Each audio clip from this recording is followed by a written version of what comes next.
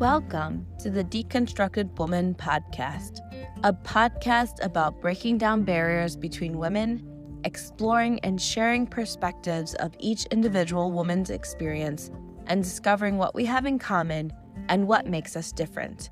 Hosted by Elisa Marie and Joji. Welcome back to another episode of The Deconstructed Woman. Today, Alyssa and I are going to talk about a difficult topic, and that is really about social media and how it affects our children, us as partners, and overall the family dynamic in terms of agreeing on social media and the role of it in our family, how much time kids spend on social media, when to get phones, when to give your kids full access or limited access, TV, all of that kind of thing. And this topic came to me a couple months ago when there was an article in the Chicago Tribune from December 22nd. And the article is titled Think Before Posting Photos of Kids Online. And it's by Hunter Boyce.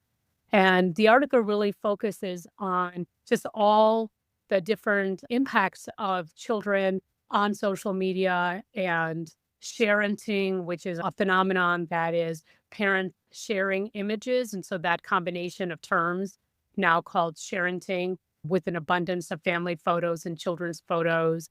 And I thought what was interesting about the article was the anxiety that children have as a result of parents sharing their photos with family and friends and on social media.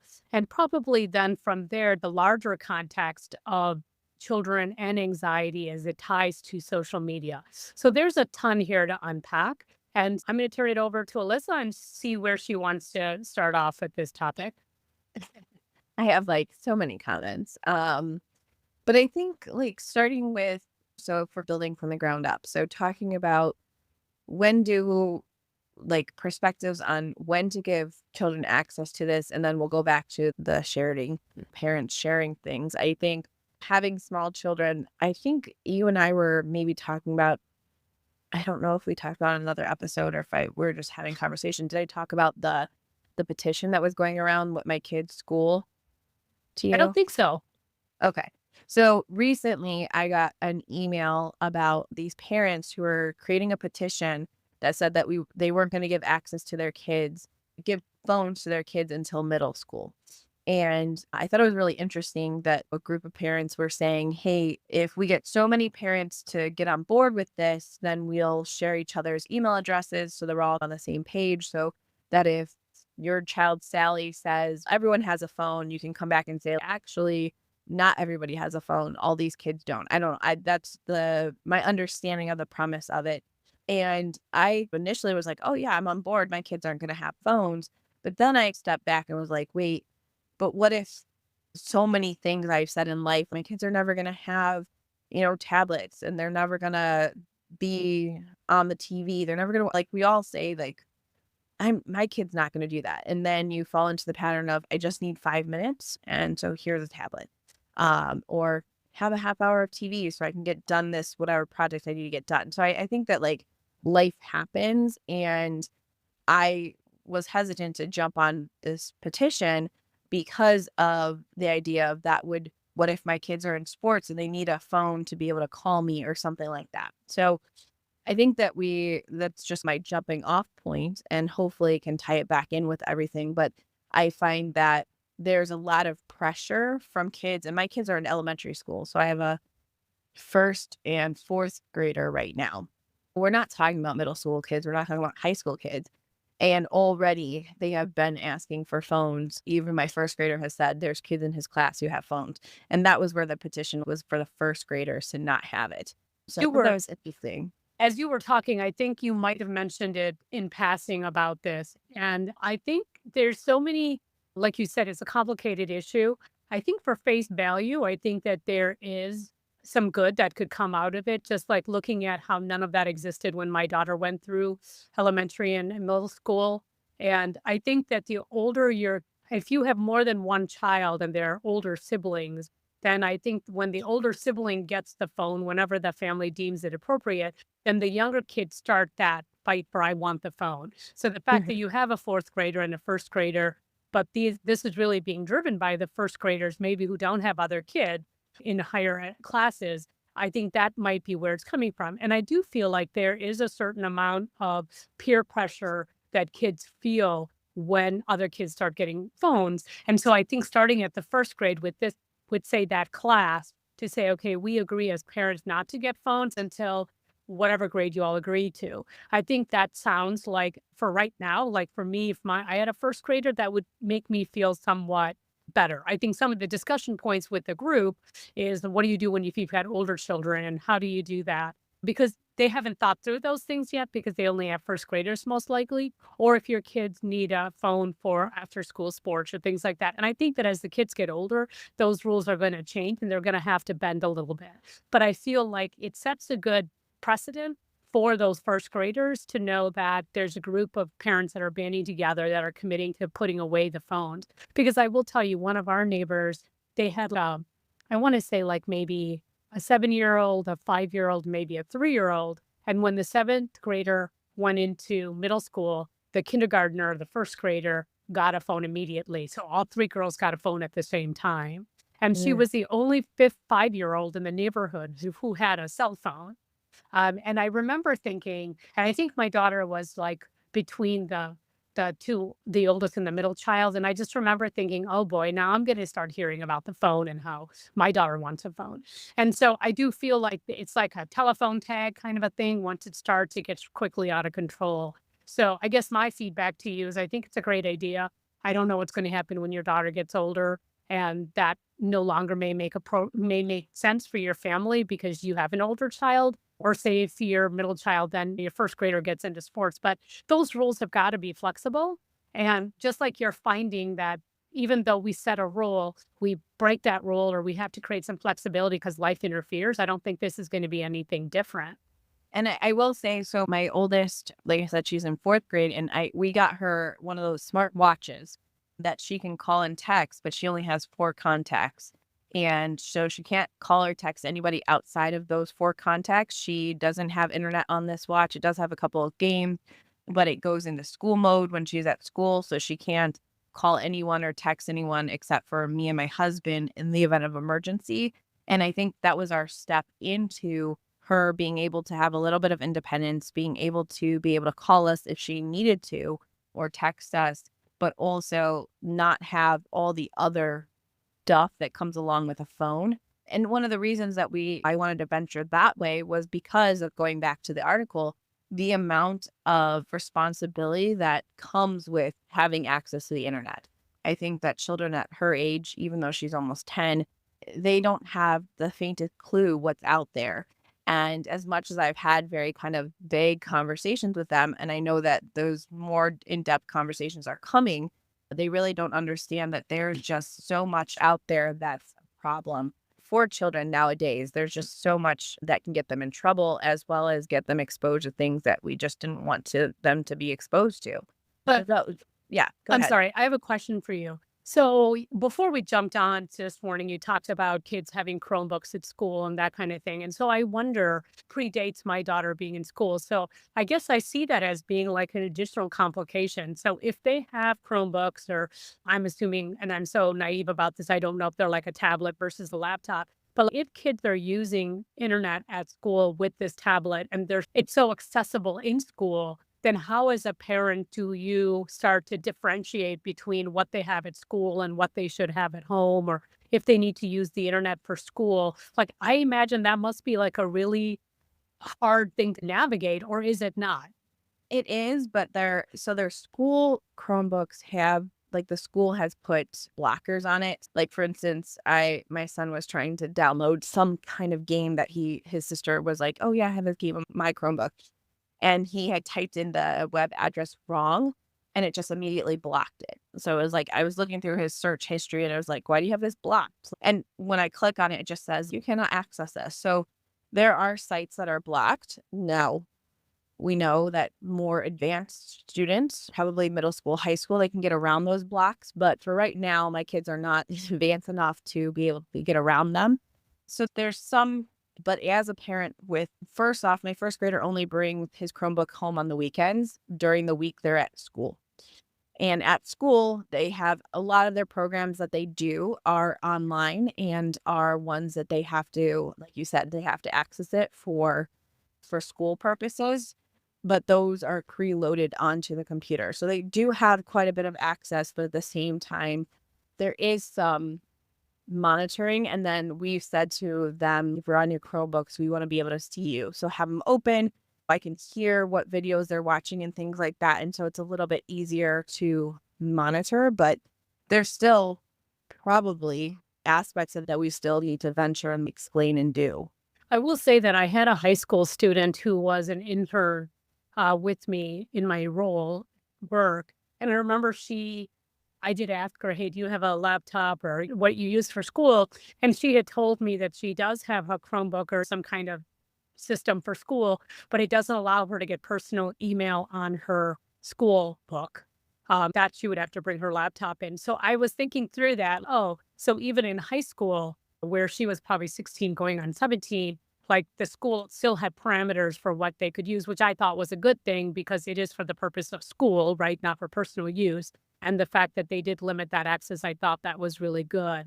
Now, one of the things that they talk about, which will lead to another conversation before we end this podcast, but where I wanted to start out with was the anxiety that kids have when it comes to the social content that's out there about them. So there's two aspects of in middle school, I started seeing my daughter posting more pictures of herself with deaf lips and girls posing in certain poses that I didn't appreciate. And I would tell her, hey, I don't really want you doing that kind of stuff online and taking photos and publishing it. I don't think it's appropriate. I don't want undue attention being brought to you.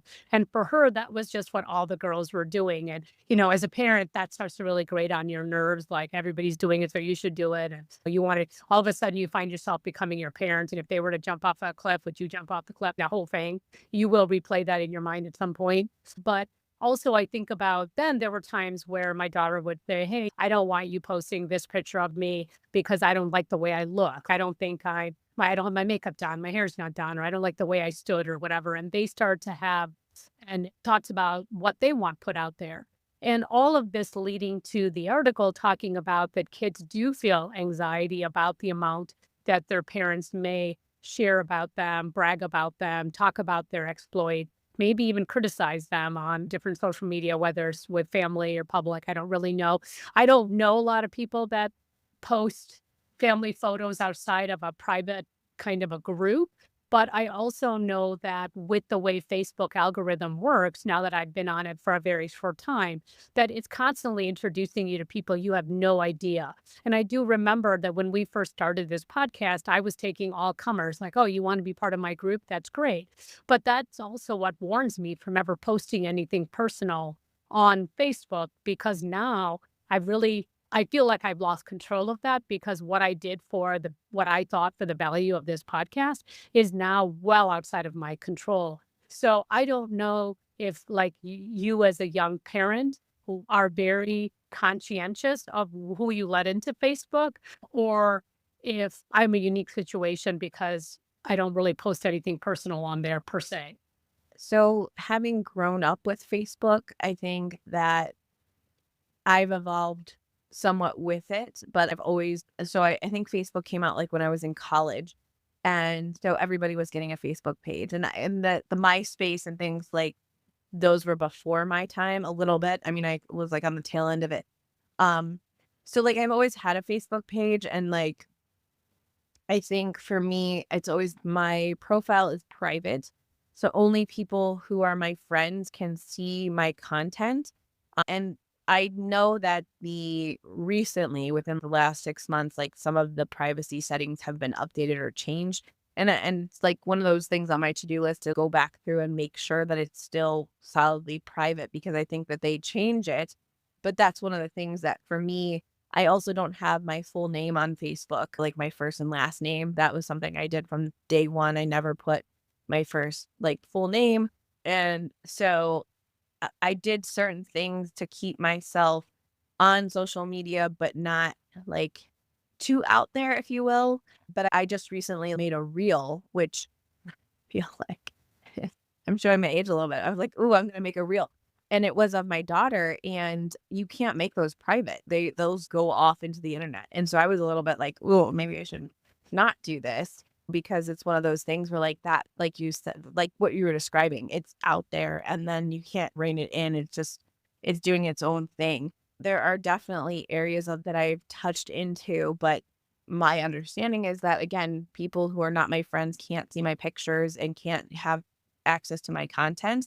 And I've kept it that way for since the start of it. And so I feel maybe, um, ignorance is bliss in some ways. Like I feel safe. But I also, I post here and there, especially around the holidays and things like that. Like I see everybody's jump on those bandwagons, but for the most part, I feel like that's my stuff and people can't access it.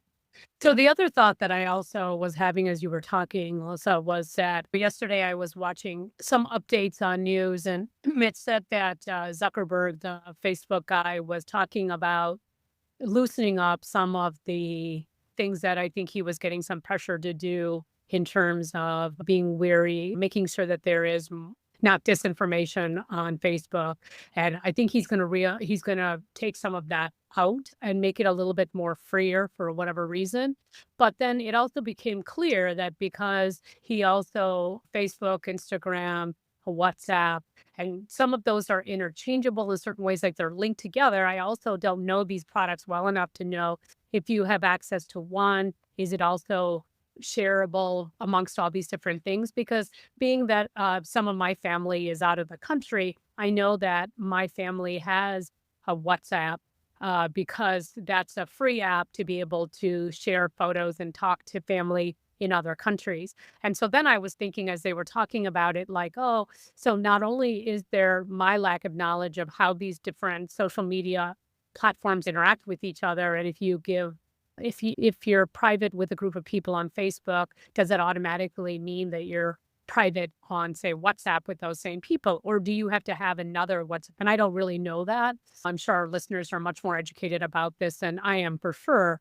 But it just started making me think about that. And then I thought about this idea of disinformation. And if we're going to, make it more loosey goosey, then how are young people and adults for that matter going to be able to stay on top of what's true and what's not true, given the fact that we know that it's easy to believe everything on the internet. And so I don't know. I just started going down a bunny hole of, oh gosh, what does this mean for us? And it probably isn't as bad as where my head took me, but it definitely was something that made me stop and think. I wouldn't say it could get really bad. I think that we've seen that shift in the last couple of years with misinformation and things like that being out there. And I don't, aside from what comes into my inbox from Yahoo updates of like big stories, like I don't watch the news. I try to limit my exposure to it. I watched the news like maybe 3 times in the last year. And honestly, it's just so depressing that I was just like, no, I'm good. I don't want to I don't want to know. And usually, if there's some big event, people posting it on Facebook. And so I'll get wind of it pretty quickly.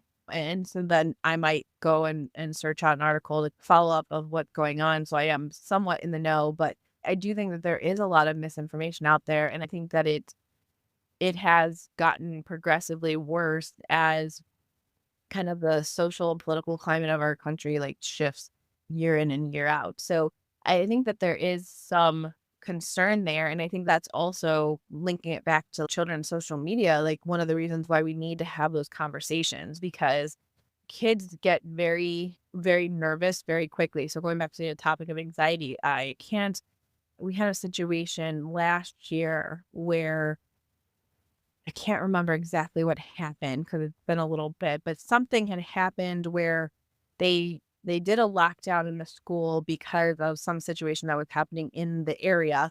And the kids made up a narrative of what happened because the teachers were reacting obviously to the circumstances and didn't have time to process it fully with them.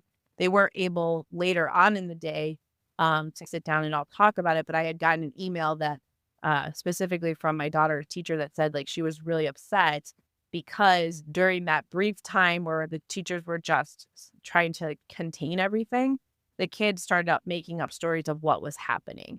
And I think that's like such a scary thing because it ran like wildfire through the classroom, and my daughter was one of the ones that just got really scared. Oh my gosh, what's happening? And again, they were able to process and like debrief afterwards, but that's just like an example of if they have access to things online, that wildfire can go so quickly and really cause a lot of trouble. And I think this is a great starting point to, I think, what originally interested me in having this conversation on the Deconstructed Woman podcast is that I was talking to one of my colleagues at work, and her daughter-in-law works at a local hospital that has a adolescent psychiatric unit, inpatient unit. And she said that they are full of kids right now. This is before the holidays, between Thanksgiving and Christmas, that they're like full of, they have no beds left because there are so many kids hospitalized because their parents took their phones away from them. And when their phones were taken away, basically they became suicidal. And at first I thought it was so dramatic. I was like, what? How's that even possible? Like, why would kids become suicidal? And then as I thought about it more and more, I thought, by the time you're in high school, your phone is so much a part of your world that, and these kids are on their phones constantly all day long. I remember 10, 15 years ago, my daughter would be sleeping with her phone under her pillow so that if it vibrated or if it beeped, she'd wake up and be able to respond to it. That was 10, 15 years ago. And so I'm thinking, if that is what your world and keeps you anchored, what happens when somebody takes that away from you? I mean, basically, you become untethered. I mean, your world is, it starts to get really shaky. And all of a sudden, I thought to myself, where is this going to go? Like, what are we doing to our kids where their sense of self, number one, but also their sense of reality and their connection to everything is tied to this little box that they could drop and crack, they could lose, it could get stolen. I just think, gosh, as a parent, all of a sudden I started thinking that makes me feel like everything is so fragile. I don't know. Am I overreacting, Alyssa? No, I can definitely see that. I think that there's probably like it's almost a simplification because I do think that children nowadays, and when I say children, like I'm going to speak to like middle, and I don't have a middle schooler or high schooler, but for middle schooler and high schoolers, I think it's more prominent than like for my children because they're still too young to like even, they don't have social media. So they don't have, and again, like I said, my children don't have phones. My daughter has that watch, but she's not even like that attached to it. Like she lost it for a little bit and was like, "All right, we'll find it." Luckily, it Will has you a explain GPS. that watch? Will you explain the watch? I'd never heard Oh, of it, so I think it's awesome. yeah, so it's through our phone providers, like cell phone provider, and so so we have T-Mobile, and so there it's the T-Mobile watch, and it allows for it has a screen on it, again, doesn't have internet, and then she has 4 contacts that we programmed in, and so she can call and text those 4 people, and then the watch is linked to our cell phone account. So we do have to pay maybe $10 a month for it to add it on as if you were quote unquote adding a line. And she has her own number through that, which would transfer to a cell phone when she gets one. But the nice thing about it is that she doesn't have anything else outside of that. I don't know No, if that's fine. everything about it, but Yeah, but you said that she lost it and it didn't bother her. yeah, and so because it's linked to our account, we can see where it is. Like if I go into my T-Mobile app, I can see, oh, it's at home, so it's somewhere in the house. We'll find it. But yeah, she's not tethered to it just yet, which is really nice because I think if she were tethered to it, that would maybe start that process of that anxiety. But luckily, she hasn't gotten that much because the only people she can talk to are my husband and I and her 2 grams. So that's it. So it's not like she can text her friends. She doesn't have that connection right now. Yeah. And I was also wondering when we were talking about the need for social media. So I was talking to Tara, and I'm going to have a broader conversation with her as another episode. But as somebody who is in her early 20s, she's 20 years old, I was talking to her about how it appears to me from talking to young people in their early 20s that dating is almost exclusively on the phone now.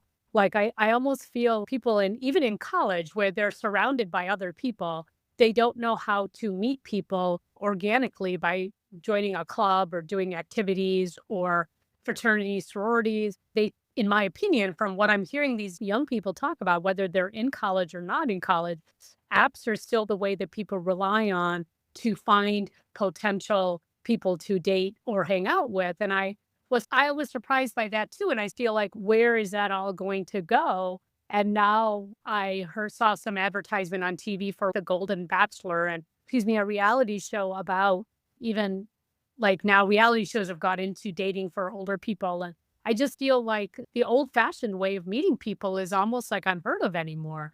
And it just does make me wonder, like, where do we go from here? What does the future look like for those people who are in their 20s, for kids who are like your kids' age, who are in first and fourth grade? Are we going to be completely a technology driven culture? And then one more thing, one of my friends at work was saying that she has her middle school, now she's a ninth grader, having downloaded an AI chatbot program where she thought her daughter thought she was downloading an AI bot conversation as a way to interact with someone.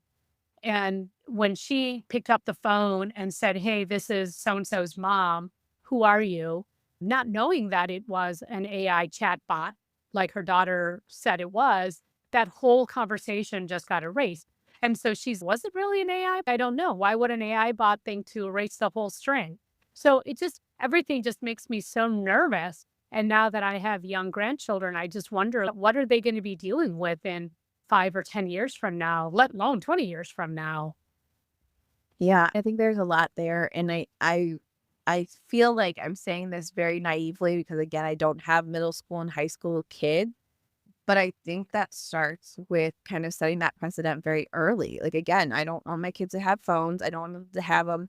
We'll see how that changes in the next 5 to 10 years. But I also think that like yesterday, my daughter we had friends over and she, is it okay if I go over to the neighbor's house and ask if they can play outside? And I was like, sure, go ahead. And she did. Like they're across the street. She walked over there and they were all playing outside in the snow. And I was like, that's because we've encouraged our kids to go outside and do stuff. Like, don't just sit in at home in front of your Chromebook or your phone or whatever. Like, we're trying to get them. Like, we go to the library at least once a week. And when we're at the library, I do allow my kiddos to get tablet. We don't have tablets at home. So I say, like, you can have 15 minutes of tablet time. But we were all sitting in kind of the children's section because my two younger children were playing. And another kid came over and immediately, like my daughter put the tablet down and started playing, so they have that ability to say, this is not, I don't need, this is something that I can do for fun, but I also can go and play.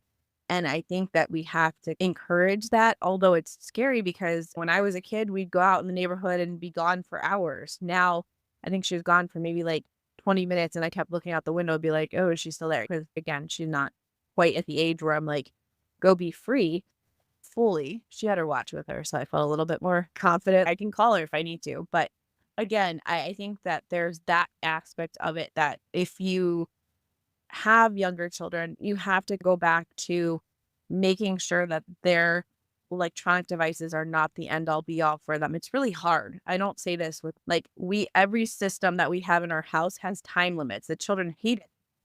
Our TV times out after half an hour.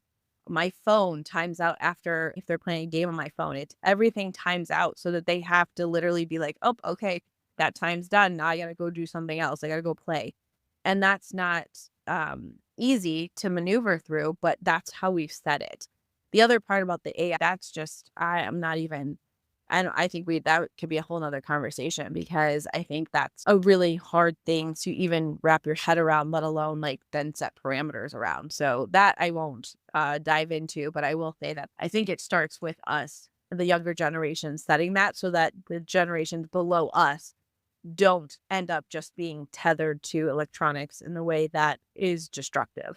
Yeah, and I will comment. I remember Dan and I went to a talk at the Fermi Science Series, and Temple Grandin was the speaker. And for those of the listeners who don't know her, she is She was severely autistic when she was younger, and she like profoundly. And then over time, now she has a PhD in animal husbandry, and she's done some great research. And she came to talk at the Fermi Lab about some work that she's done.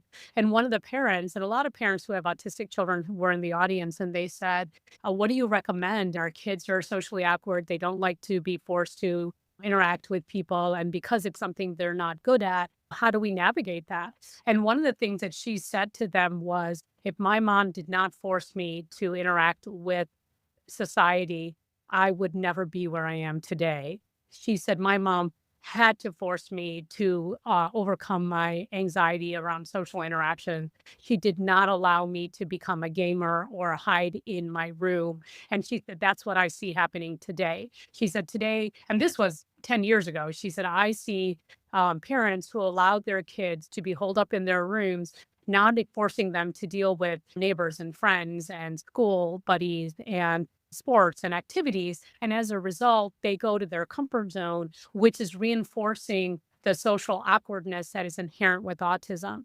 And so she said, and there's actually a movie made about Temple Garden, and it's really well done. And it shows you how profoundly autistic she was when she was 2, 3, 4 years, had banging, everything else, and how she created self-soothing measures, which then led to a less cruel way of slaughtering animals for food for us as humans. And the arc of that story and what she has achieved, given where she started, is extraordinary. And I hope that the parents that were in that room, because it was sold out, really heard her say, don't keep your kids comfortable. Push them to do things, because the more we make it easy for them to isolate themselves, they will.